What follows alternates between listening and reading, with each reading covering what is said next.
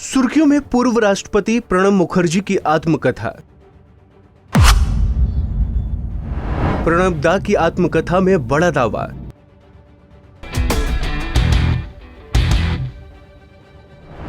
नेहरू ने ठुकराया था नेपाल को भारत में मिलाने का ऑफर।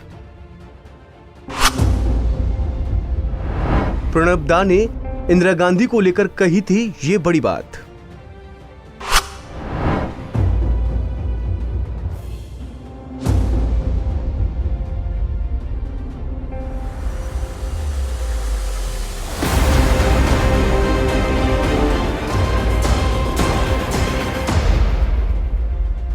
भले ही भारत के पूर्व राष्ट्रपति प्रणब मुखर्जी अब हमारे बीच नहीं हो, लेकिन पूर्व राष्ट्रपति की आत्मकथा द प्रेसिडेंशियल ईयर बाजार में आने के बाद से ही सुर्खियां बटोर रही है। प्रणब मुखर्जी की आत्मकथा में कई चौंकाने वाले दावे किए गए हैं, जिनमें से एक दावा यह भी किया गया है कि देश के पहले प्रधानमंत्री जवाहरलाल नेहरू के कारण ही नेपाल का भारत में विलय नहीं हो पाया था। नेहरू ने क्यों ठुकराया था नेपाल का प्रस्ताव? दरअसल पूर्व राष्ट्रपति प्रणब मुखर्जी की बहुचर्चित ऑटोबायोग्राफी द प्रेसिडेंशियल ईयर्स मंगलवार को बाजार में आई है। पूर्व राष्ट्रपति की आत्मकथा द प्रेसिडेंशियल ईयर्स में दावा किया गया है कि पूर्व प्रधानमंत्री जवाहरलाल नेहरू ने नेपाल के भारत में विलय करने के राजा त्रिभुवन वीर विक्रम शाह के प्रस्ताव को ठुकरा दिया था। ऑटोबायोग्राफी द प्रेसिडेंशियल ईयर्स के chapter 11 my prime ministers different temperaments शीर्षक के तहत प्रणब मुखर्जी ने लिखा कि राजा त्रिभुवन वीर विक्रम शाह ने नेहरू को यह प्रस्ताव दिया था कि नेपाल का भारत में विलय कर उसे एक प्रांत बना दिया जाए, मगर तब तत्कालीन प्रधानमंत्री ने इस प्रस्ताव को ठुकरा दिया था। अगर नेहरू की जगह इंदिरा होती तो? प्रणब मुखर्जी लिखते हैं कि नेहरू बहुत कूटनीतिक तरीके से नेपाल से निपटते थे।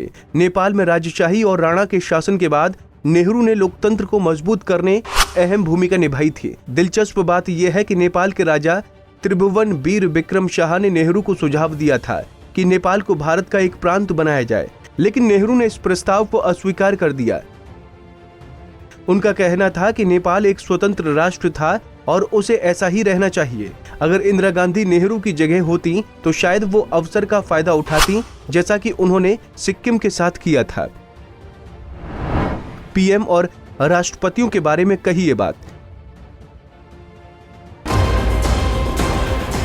भारत के पूर्व प्रधानमंत्रियों और राष्ट्रपतियों पर अपने विचार व्यक्त करते हुए उन्होंने किताब में उल्लेख किया है कि प्रत्येक पीएम की अपनी कार्यशैली होती है। लाल बहादुर शास्त्री ने तमाम ऐसे फैसले लिए जो नेहरू से बहुत अलग थे। विदेश नीति, सुरक्षा और आंतरिक प्रशासन जैसे मुद्दों पर एक ही पार्टी से आने पर भी प्रधानमंत्रियों के बीच अलग अलग धारणाएं हो सकती हैं। पिछले साल लिखी थी प्रणब दा ने पुस्तक। गौरतलब है कि पूर्व राष्ट्रपति ने यह पुस्तक पिछले साल अपने निधन से पहले लिखी थी।